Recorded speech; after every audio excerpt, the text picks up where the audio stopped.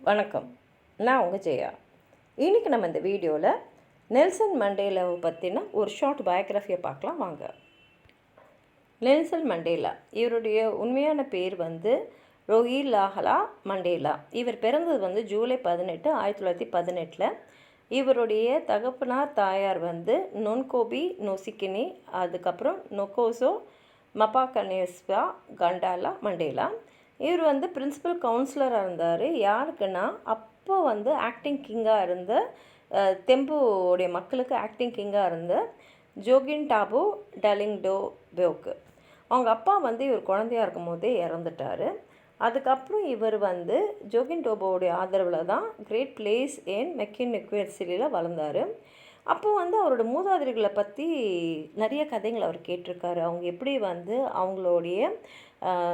அவங்க எப்படி நடத்தப்பட்டாங்க, அதை எதிர்த்து அவங்க எப்படி போராடினாங்க அப்படின்றதெல்லாம் அவர் கதைங்களாக கேட்டுட்டு நம்மளும் அதுக்காக அந்த மாதிரி நம்ம மக்களுக்காக போராடணும்னு ரொம்ப ஆசைப்பட்டார். அவர் படித்தது ப்ரைமரி ஸ்கூலில் குனு. அங்கே அவங்க டீச்சர் மிஸ் டிங்கேனே. அங்கே எப்படின்னா கிறிஸ்டின் நேம்ஸு ஒரு பசங்களுக்கும் கண்டிப்பாக சூட்டுவாங்க. அந்த அம்மையார் தான் அவங்களுக்கு நெல்சன்ற பேரை வச்சாங்க. அதுக்கப்புறம் நெல்சன் மண்டேலா அவருடைய பேச்சுலர் ஆஃப் ஆர்ட்ஸ் டிகிரியை யூனிவர்சிட்டி காலேஜ் ஆஃப் ஃபோர்ட் ஹேரில் தான் பண்ணார். ஆனால் அது முடிக்கல. ஏன்னா அவர் படிக்கும் போதே ஒரு மாணவர் எதிர்ப்பு போராட்டத்தில் அவர் கலந்து அவருடைய எதிர்ப்பை தெரிவித்தார். அதனால் அவர் அந்த படிப்புலேருந்து நீக்கிட்டாங்க. அதுக்கப்புறம் அவர் போய் யூனிவர்சிட்டி ஆஃப் சவுத் ஆஃப்ரிக்காவில் தான் அவரோட பிஏவை முடிச்சுட்டு அதுக்கப்புறம் 1943 1943 திரும்பி ஃபோர்ட் ஹேருக்கு அவரோட கிராஜுவேஷனை முடிக்கிறதுக்காக வந்தார். அங்கே அவர் திரும்பி வந்தோன்னா அந்த ராஜாவுக்கு அவர் மேலே ரொம்ப கோவம். அதனால் அவர் என்ன சொன்னார், நீ ஃபோர்ட் ஹேருக்கு திரும்பி வரலைன்னா நான் உனக்கும் உன்னுடைய கசனான ஜஸ்டிஸ்க்கும் நான் கல்யாணம் பண்ணி வச்சுடுவேன்றதுனால அவர் என்ன பண்ணிட்டார்னா ஜோஹன்ஸ்பர்க்கு ஓடி போயிட்டார் 1941. அங்கே அவர் ஒரு மைன் செக்யூரிட்டி ஆஃபீஸராக வேலை செஞ்சிட்டு இருந்தார். அங்கே தான் அவர் வால்டர் சிசுலு, இவர் ஒரு எஸ்டேட் ஏஜென்ட்டு. அவருடைய பழக்கம் ஏற்பட்டு அவர் மூலமாக அவர் லேசர் சைட் ஸ்லையோட பழக்கம் வந்தது. அதுக்கப்புறம் அவர் நிறைய ஆர்டிகல்ஸ்லாம் இந்த விட்கின் நெல்ஸ்மேனு, அப்புறம் சைடு ஸ்க்ளை, இந்த அட்டானிஸ்க்கெலாம் அவர் எழுதி கொடுத்தாரு. அப்புறம் 1989 அவர் அதுதான் அவர் ஜெயிலில் இருந்த கடைசி மாதம். அப்போ தான் அவர் அவருடைய சட்ட படிப்பை யூனிவர்சிட்டி ஆஃப் சவுத் ஆஃப்ரிக்காவில் முடித்தார். இவர் கேப் டவுனுக்கு போய் நேரடியாக வாங்காமலே, அதாவது அப்சென்டியானா நேரடியாக வராமலே பட்டம் வாங்குறது தான். அது மூலமாக அவர் கேப் டவுனில் ஒரு பட்டத்தை வாங்கிட்டார். அவர் 1942 பாலிட்டிக்ஸில் இறங்கிட்டார். அவர் ஆஃப்ரிக்கன் நேஷ்னல் காங்கிரஸில் 1944 சேர்ந்து ஏஎன்சி யூத் லீக் வளர்கிறதுக்கு உதவி செஞ்சார். அதுக்கப்புறம் அதுலேயே நல்ல வளர்ச்சி அடைஞ்சார். அதாவது ஏஎன்சிஒய் எல்லாம் அவருடைய ஏஎன்சி அதை சேர்ந்துச்சு 1941 ரெண்டும் ஒன்றா சேர்ந்து. அது மூலமாக மக்களை அவங்க நிறைய திரட்டினாங்க. அதுக்கு பேரே அவர் ப்ரோக்ராம் ஆஃப் ஆக்ஷன்னே வச்சார். நம்ம செயலில் எல்லாத்தையும் காட்டணும் அப்படின்னு. 1952 அவரை நேஷ்னல் வாலண்டியர் இன் சீஃபாக டிஃபென்ஸ் கேம்பெயின் அவரோடு சேர்ந்து மால்வி கச்சில் அவரோட டெப்யூட்டியாக தேர்ந்தெடுத்தாங்க.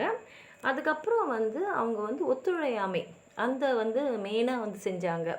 எதுக்குன்னா அப்போ ஒரு 6 அநியாயமாக, அதாவது நியாயமே இல்லாத சட்டங்களை கொண்டு வந்தாங்க. அது அவங்களால ஏற்றுக்க முடியல. அதை அவங்க போராடினாங்க. அதனால் அவரோடு சேர்ந்து ஒரு 19 பேரையும் சப்ரேஷன் ஆஃப் கம்யூனியன்ஸம் ஆக்டுன்ற அதில் அவங்கள அரெஸ்ட் பண்ணி ஒரு 9 மாதம் அதாவது 9 மாதம் ஹார்ட் லேபரும், அப்புறம் ஒரு 2 வருஷத்துக்கு எதுலையுமே நீங்கள் பங்கெடுக்கக்கூடாதுன்னு ஒரு இது பண்ணாங்க. அதுக்கப்புறம் அவர் 2 வருஷம் டிப்ளமா சட்டத்தில் முடிச்சுட்டு, அது முடித்ததுனால அவரால் வழக்கறிஞராக வேலை செய்ய முடிஞ்சுது. அதுக்கப்புறம் ஆகஸ்ட் 1952 அவரும் அவருடைய ஃப்ரெண்டான ஆலிவர் டாம்போவும் சேர்ந்து சவுத் ஆஃப்ரிக்காவிலே முதல்ல கருப்பின மக்களுடைய ஒரு லா ஃபார்மை ஆரம்பித்தாங்க. அது பேர் மண்டேலா அண்ட் டாம்போ. இதுக்கு நடுவில் நெல்சன் மண்டேலா மக்களோடு சேர்ந்து ஒரு 156 ஆக்டிவிஸ்ட் அவங்களெல்லாம் அரெஸ்ட் பண்ணாங்க. அது 5ஆம் தேதி டிசம்பர் மாதம் 1955. இதனாலேயே அவர் ஜெயிலில் நிறைய நேரம் இருக்க வேண்டியிருந்தது. நிறைய பேர் வந்து இதில் வந்து குற்றம் சாட்டப்பட்டு அவரோடு சேர்ந்து ஜெயிலையும் இருந்தாங்க. அதுக்கப்புறம் 21 மார்ச் 1960 வந்து போலீஸ் கிட்டத்தட்ட 69 பேரை வந்து கொன்னுருக்காங்க. ஏன்னா அவங்கெல்லாம் வந்து சட்டத்தை எதிர்த்து போராடினதுனால. அதில் நெல்சன் மண்டேலாவும் ஒருத்தர். அவருடைய நண்பர்களும் நிறைய பேர் வந்து, அதாவது ஆயிரக்கணக்கான பேர் வந்து அந்த ஸ்டேட் ஆஃப் எமர்ஜென்சின்றாங்க இல்லையா, அந்த நேரத்தில் வந்து ஜெயிலுக்கு போக வேண்டியிருந்தது. மண்டேலா வந்து ஆல் இன் ஆஃப்ரிக்கா கான்ஃபரன்ஸில் வந்து பேசுறதுக்காக அழைச்சின்னு போயிருந்தாங்க. அப்போ வந்து அவர் வந்து அப்போ பிரைம் மினிஸ்டர் அந்த வெட்வர்ட்ஸோட எழுதினார், இந்த மாதிரி நம்ம வந்து இந்த ரேசிசம் ஒயிட்டு பிளாக்லாம் இல்லாமல் ஒரு கன்வென்ஷன் நடக்கணும் அப்படின்னு. ஆனால் அதுக்கு அவங்க ஒத்துக்காதனால அது ஒரு பெரிய இஷ்யூவாகவே ஆச்சு. அதுக்கப்புறம் திருப்பி திருப்பி அவர் வந்து நிறைய வாட்டி வந்து ஜெயிலுக்கு தான் போக வேண்டியதாக இருந்தது. ஏன்னா மக்கள் வந்து அவரோட சேர்ந்து நிறைய இடத்துல போராடினாங்க. நிறைய இடத்துக்கு அவர் ஒரு இடத்துல இன்னொரு இடம் கூட இந்த அரசுலேருந்து தப்பிச்சுக்கிறதுக்காக ஒரு இடத்துல இன்னொரு இடத்துக்கு கூட போக வேண்டியிருந்தது. வேறு வேறு பேர்லலாம் அவர் போயிருக்காரு. நிறைய இடத்துல ட்ராவல் பண்ணியிருக்காரு. ஆனால் நிறைய வாட்டி அவர் ஜெயிலையும் போயிருந்திருக்காரு. அவர் இந்த மாதிரி வந்து இல்லீகலாக வந்து நாட்டை விட்டு போனதுக்காகவும் அவர் நிறைய வாட்டி வந்து ஜெயிலில் போட்டிருக்காங்க. அவர் ஒரு ஜெயிலாக மாற்றி மாற்றி போட்டிருந்தாங்க. அது மாத்திரம் இல்லாமல் இவரும் போலீஸ்க்கெல்லாம் தப்பிச்சு நிறைய இடத்துல ரகசியமாலாம் தங்கி இருந்திருக்காரு. அதுக்காகவே அவருக்கு வந்து நிறைய வாட்டி வந்து நிறைய வார்னிங் வந்திருக்கு. அதுலேயும் வந்து ஒரு முக்கியமான ரொம்ப ஃபேமஸ் ஆன ஒரு ஸ்பீச்சுன்றது ஸ்பீச் ஃப்ரம் த டாக்ன்றது. இதை 20 ஏப்ரல் 1964 அவர் பேசினார். அதில் அவர் என்ன சொன்னார்னா, இந்த வெள்ளையர்களுடைய ஆதிக்கத்துலேருந்து நான் வந்து சண்டை போட போகிறேன், அதே மாதிரி கருப்பின மக்களோட ஆதிக்கத்துலேருந்தும் நான் சண்டை போட போகிறேன். ஏன்னா எனக்கு வேண்டியது வந்து ஒரு டெமோக்ராட்டிக்காகவும் எல்லாருமே சுதந்திரமாக வாழக்கூடிய அமைதியான ஒரு சம நிலையில் இருக்கக்கூடிய சம வாய்ப்புகள் அளிக்கக்கூடிய ஒரு சமுதாயத்தில் தான். அதனால் அந்த மாதிரி ஒரு சூழ்நிலைக்காக தான் நான் வாழ போகிறேன், நான் வாழ்ந்ததை அடைய போகிறேன். இல்லை தேவைப்பட்டால் அந்த மாதிரி ஒரு சூழ்நிலைக்காக என் உயிரையும் நான் கொடுக்கறதுக்கு தயாராக இருக்கேன்னு அவர் பேசியிருந்தார். அதுக்கப்புறம் அவரோட சேர்ந்து நிறைய பேரை வந்து அரெஸ்ட் பண்ணி ஜெயிலில் போட்டுக்கிட்டே இருந்தாலும் அவருடைய முடிவுலையோ இல்லை அவருடைய செயல்பாட்டிலேருந்து அவர் மாறவே இல்லை. அவர் ஜெயிலில் இருக்கும் போது தான் அவரோட அம்மாவும் அவருடைய மூத்த மகன்களும் வந்து இறந்தாங்க. அவங்களுடைய அந்த ஈம சடங்குக்கு போகிறதுக்கு கூட அவருக்கு வந்து யாரும் வந்து அனுமதி தரல.